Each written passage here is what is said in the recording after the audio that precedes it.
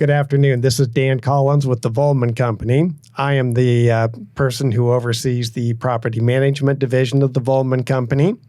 And the Vollman Company is a boutique real estate company located in Sacramento, California. Today, I have with me Travis Monson, who is a broker with the Vollman Company. Travis, how are you today? I'm doing well. Good. So, Travis, how long have you been in commercial real estate? I've been in commercial real estate for about a year and a half, so a relatively shorter time than some of these longer guys, but I've learned a lot and it's been exciting. And you work closely with Dan Mincher at the Vollman Company, don't you? I do. I work closely with Dan. We've developed a good relationship, and he's mentored me along the way. Oh, good. So tell me this. How has growing up in Sacramento benefited you in the commercial real estate industry? Growing up in Sacramento and working in this market, I was able, I've been here almost my whole life, so I've been able to understand the market thoroughly. The good areas of town, the bad, the places that may need to be redeveloped. Just knowing the market and caring about the market allows me to proceed to do a good job. Okay, and you also grew up in a family that invests in commercial property, so you've been exposed to it for most of your life. Yeah, my family does have real estate, and so I've been around that my whole life, and it's one of the leading factors for me getting into the business. I mean, just sitting around the kitchen table, talking about deals, learning about deals, and so I feel like even though I only have a year and a half in the business, I've been doing it for a much longer period of time. Well, I grew up in a real estate family too, and ended up in the industry for the same reason.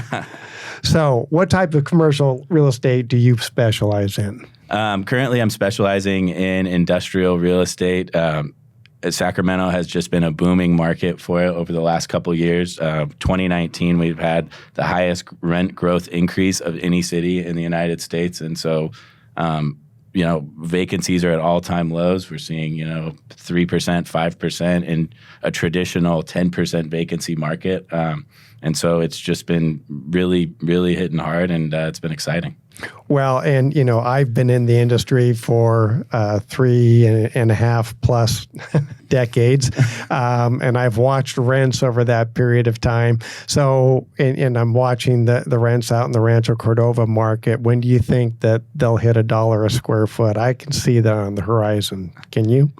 I definitely can. I mean, if you're just right now, I think they're looking at 80 cents gross. And so, I mean, as long as, we keep hitting on all cylinders the way we are, the Sacramento's a hub for tons of different industries. We see more distribution, e-commerce operating out of that area. And so I think it's not long until we see it, as long as the economy remains strong.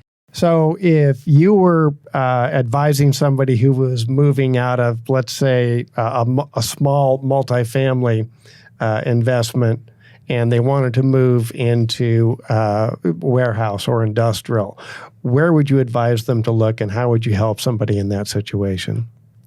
Well, the first thing I do is I would ask them their goal, what they want to achieve with this move. I mean, every client has different goals in mind, and so that's the first thing where you have to start. I mean, if their goal is to have a solid investment where they have a credit tenant and all they need is a 5% return, that's going to be a different advice than if they're willing to, take a little bit larger of a risk with, some maybe shorter term tenants and get an 8% return.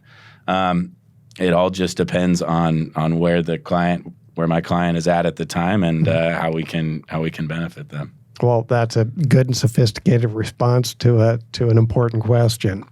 So, last question for today.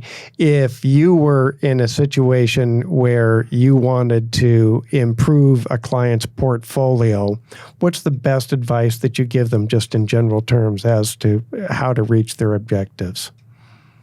If I wanted them to achieve their objectives, I would first find what those are and then seek out the best deals that are available. Probably look into, right now, the best deals are going to be pocket deals, off-market deals that you can get for a little bit of value or value add. And and try to make those work. And you just string those buyers and sellers along because everybody needs a solution to move into, right? Yes. Yeah. So, absolutely. Really when you get into that level of work, it turns into multi-leg transactions. Absolutely. Yeah. Okay. Well, listen, hey, best of luck to you and thanks for joining us. Thank you.